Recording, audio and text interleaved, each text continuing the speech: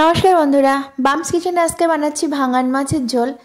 তো এখানে দুটো ভাঙান মাছ বাজার থেকে আনা হয়েছিল, সেগুলোকে ভালো করে কেটে ধুয়ে একদম পরিষ্কার করে নেওয়া হচ্ছে। এবার মাছগুলোকে প্রথমে ভাজতে হবে, তার জন্য লবণ আর হলুদ গুঁড়ো মাখিয়ে নিতে হবে। মাছ কিন্তু এই প্রসেসেই ভাজা হয়, লবণ হলুদ আগে একটু মাখিয়ে নিয়ে তারপর তেলে দিয়ে ভাজতে হয়। অনেকে আবার লঙ্কা গুঁড়োও মাখিয়ে নেয়, কিন্তু আমরা লঙ্কা গুঁড়ো দিই না। ভালো করে কিন্তু মাছগুলোতে হলুদ লবণ মাখানো হয়ে গেছে। এখন কড়াইতে তেল দিয়ে মাছগুলোকে একে একে দিয়ে দেওয়া হচ্ছে। প্রথমে লেজা আর মাথাটা ভেজে নেওয়া হবে, কারণ মাথাগুলো ভাজতে অনেকটা তেল লাগে, সেই জন্য প্রথমেই কিন্তু মাথাগুলো ভেজে নিতে হয়। আর অনেক তেল দিয়ে তো তরকারি রান্না হয় না, সেই জন্যে প্রথমে একটু বেশি করে তেল দিয়ে দেওয়া হয়, আর মাছটাও ভাজা হয়ে যায়, আর তারপরে বাকি তেল দিয়ে তরকারিও রান্না হয়ে যায়। মায়ের সিস্টেমে হয় কি, প্রথমে মাথা আর লেজটা ভেজে নেয়, তারপরে যে তেলটা অবশিষ্ট থাকে তাতে আর কি দাগাগুলো ভাজা হয়। তারপর যে অবশিষ্ট তেলটা থেকে যায় সেই তেলেই কিন্তু রান্নাটা হয়ে যায়, ঝোল রান্নাটা হয়ে যায় আর কি। তো এখন দাগাগুলো উল্টে পাল্টে ভাজা হয়ে গেছে। এখন কিন্তু তুলে নেওয়া হচ্ছে।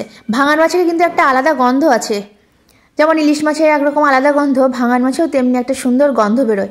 তো ভাজার সময় সেই গন্ধটা বেরোচ্ছে আর কি। তো মাছগুলো সব ভাজা হয়ে গেছে। এবার ওই মাছ ভাজার তেল যেটা অবশিষ্ট ছিল তার মধ্যেই কিন্তু দিয়ে দেওয়া হলো গোটা জিরে ফোড়ন। এবার দিয়ে দেওয়া হচ্ছে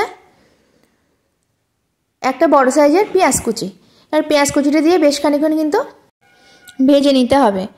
এবার পেঁয়াজটা একটু ভাজা হয়ে গেছে, এর মধ্যে অ্যাড করে দিচ্ছি কতগুলো চেরা কাঁচা লঙ্কা।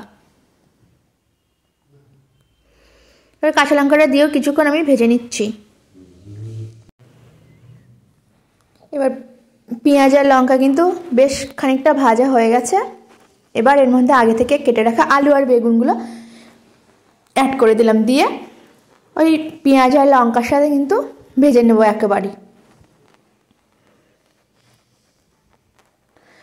আর বেগুন আর আলুটা আলাদা আলাদা করে ভেজে নেওয়া যায় আগে, কিন্তু আজকে একসাথেই দিয়ে দিলাম। এখন এর মধ্যে অ্যাড করে দিচ্ছি আগে থেকে বেটে রাখা জিরে আর সর্ষে। জিরে আর সর্ষেটা একসাথে করেই বাটা ছিল, তো সেটাই এখন এর মধ্যে দিয়ে দিলাম।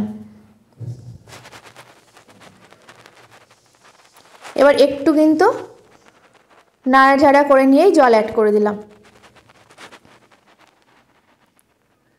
জলটা যতটা পরিমাণ ঝোল হবে সেই পরিমাণে জল অ্যাড করে দিয়েছি। আর এখন দিয়ে দিচ্ছি হলুদ গুঁড়ো। হলুদ গুঁড়োটা আগে একটু মাছে ছিল, সেই জন্য অল্প একটু দিলাম। আর দিয়ে দিচ্ছি স্বাদ অনুযায়ী লবণ। এবার ঝোলটা দেখুন আস্তে আস্তে কিন্তু ফুটে উঠেছে।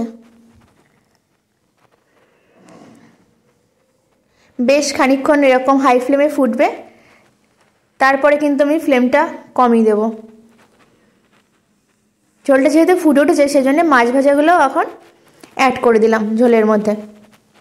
এখন কিন্তু আমি লো ফ্লেমে বেশ কিছুক্ষণ এটাকে বসিয়ে রাখবো। 10 মিনিট পরে আমি ফিরে আসবো। তো ততক্ষণে সমস্ত কিছু আলু বেগুন কিন্তু সেদ্ধ হয়ে যাবে। আমি এখন ফিরে এসেছি 10 মিনিট পরে। এখন কিন্তু আলু বেগুন সব সেদ্ধ হয়েই গেছে, আর ঝোলটা প্রায় রেডি হয়ে গেছে। উপরে কেমন তেল তেল ভেসে উঠেছে। অল্প মশলায় খুব টেস্টি একটা রেসিপি। ভাঙান মাছ এমনিতেই খেতে খুব ভালো লাগে, মানে টেস্টটা খুব ভালো। ভাঙান মাছের টেস্ট খুব ভালো, যারা খেয়েছে তারা জানে। আর আমার তো ব্যাপক লাগে। আর এই আলু বেগুন দিয়ে শীতকালে ভাঙান মাছের ঝোল একদম দারুণ লাগে। তো আমাদের রেসিপিটা আপনাদের কেমন লাগলো অবশ্যই কিন্তু কমেন্ট করে জানাবেন। আর আমার চ্যানেলটাকে সাবস্ক্রাইব করে আমার পাশে থাকবেন। তো আজকের মতো রেসিপিটা এখানেই শেষ করছি। টাটা সকলকে। আবার অন্য কোনো রেসিপি নিয়ে খুব তাড়াতাড়ি চলে আসবো।